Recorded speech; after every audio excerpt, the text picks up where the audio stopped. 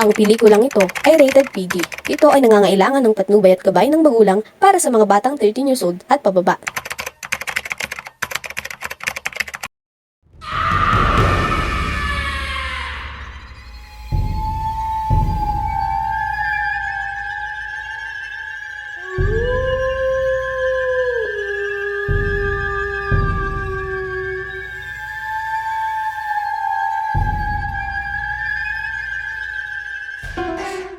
Sa isang syudad ng Nanggal ay nakatira ang isang napakagandang dalaga na nangangalang Mana.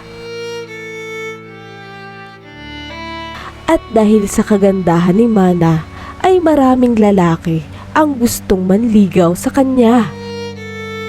Ngunit hindi pinapayagan ng kanyang mga magulang na makipag-usap si Mana sa kanyang mga manliligaw. Kaya naman napagdesisyonan ng mga magulang ni Mana na huwag siyang palabasin ng bahay.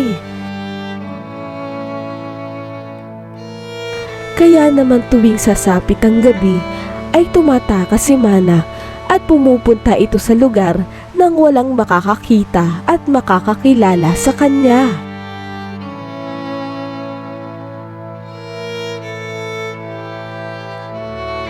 At isang sugutang lalaking nangangalang Asang ang makakarinig sa magandang tinig ni Mana. May naririnig akong kumakanta. Sino kaya ang taong naglakas loob na pumunta dito?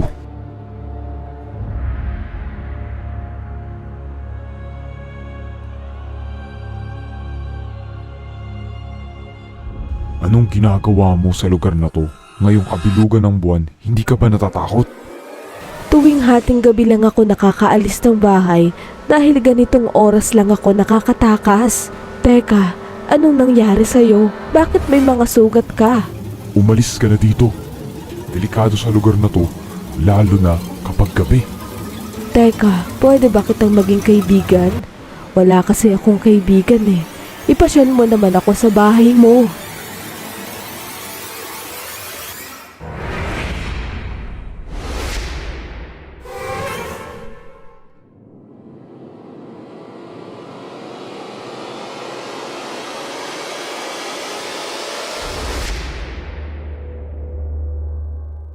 At nakarating na nga si Mana sa bahay ni Asang.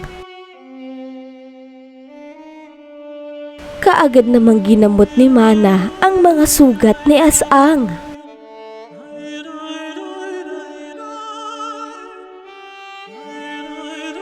Hanggang sa hindi inaasahan ay biglang hinalikan ni Asang si Mana. At nangyari na nga ang hindi dapat mangyari sa kanilang dalawa.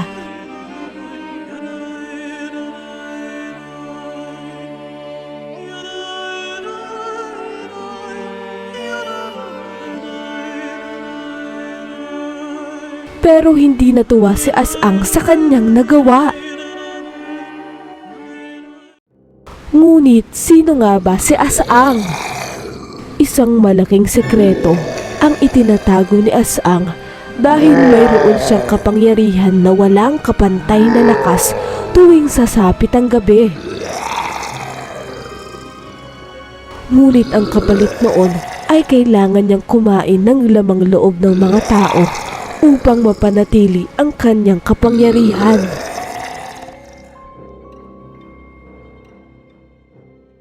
At pagkagising ni Mana ay baka sa kanyang mga muka ang saya sa mga nangyari. Tungkol sa nangyari kagabi, hindi dapat nangyari yun. Isa yung pagkakamali. Umalis ka na at huwag ka nang babalik. Ngunit sa saglit nating pagkakilala ay pinaramdam mo sa akin ang pagmamahal. Hindi mo ko naiintindihan. Hindi tayo pwedeng magsamang dalawa. Kaya umalis ka na. Hindi kita gusto.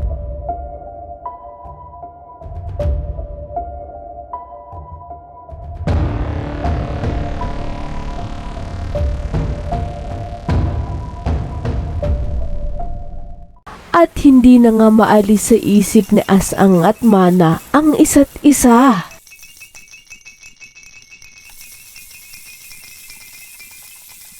Hanggang isang gabi ay malalaman ni Mana na nagbunga ang nangyari sa kanila ni Asang.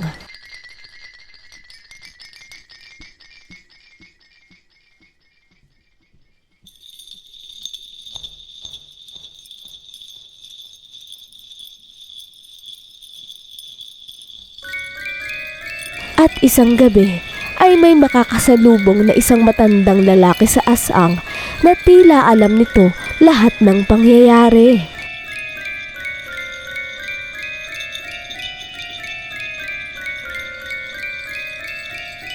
Kilala kita at alam ko ang pagkatao mo. Mapanganib kang tao ngunit may busilak na puso. At paano mo naman yun nalaman? Hindi na yun importante. Ngayong gabi, isisilang ang nilalang na mag-uugnay sa lupa at langit. Kaya kung sino man ang laman ng iyong isip ay puntahan mo na dahil kailangan niya ng tulong mo. At kaagad namang pinuntahan ni Asang si Mana. Pagkarating niya doon ay nakita niya na hawak ng mga kulto si Mana. Pakawalan niyo siya! At sino ka naman para pigilan kami? Akala mo naman matatakot kami sa'yo. Hindi ka kasing lakas ni Asang para katakutan ka namin. Ako si Asang, kaya pakawalan niyo siya! Hindi mo kami dapat pigilan dahil ngayon isisilang ang taong mag-uugnay sa langit at lupa.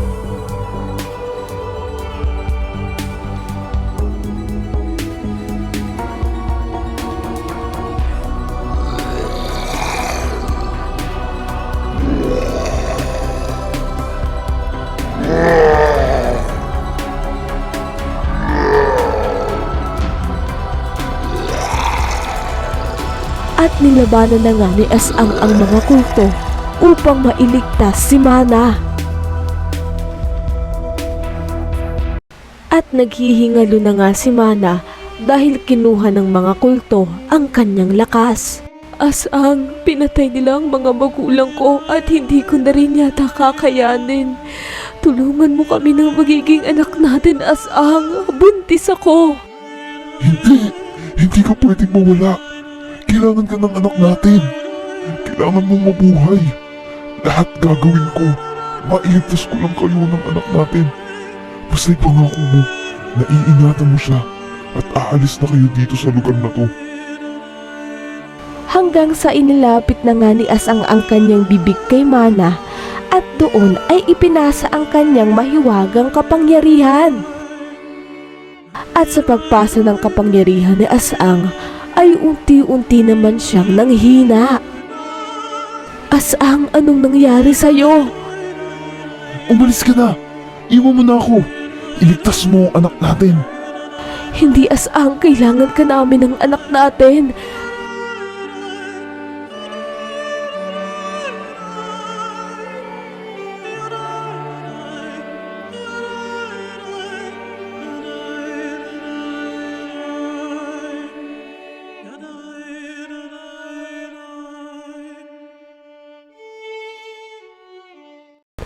At sa pagtakas ni Mana ay nakasalubong niya ang ibang miyembro ng kulto.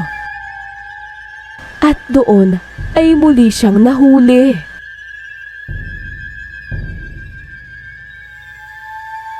At sa pagising ni Mana ay duguan ang kanyang tiyan at wala na ang kanilang anak ni Asang.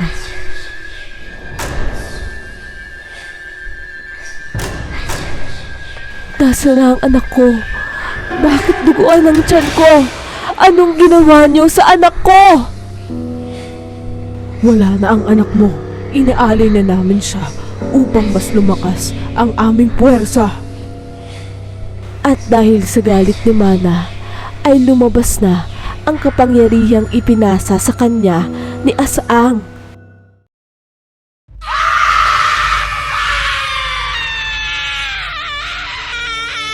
Hanggang sa nagkaroon na nga ng pakpak si Mana at unti-unti nang humiwalay ang kanyang katawan sa kanyang mga paa.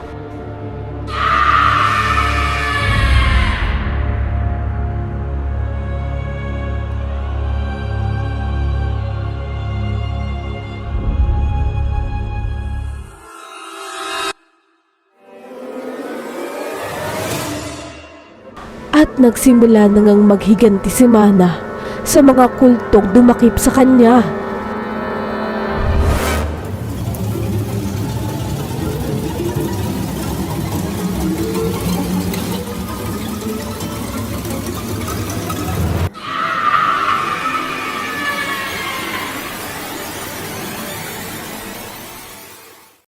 At dahil sa pagkawala ng anak nila ni Asang, ay pinupuntirya ni Mana ang mga buntis at kinakain ng sanggol sa mga sinapupunan nito upang paghihiganti sa ginawa ng kulto sa kanila.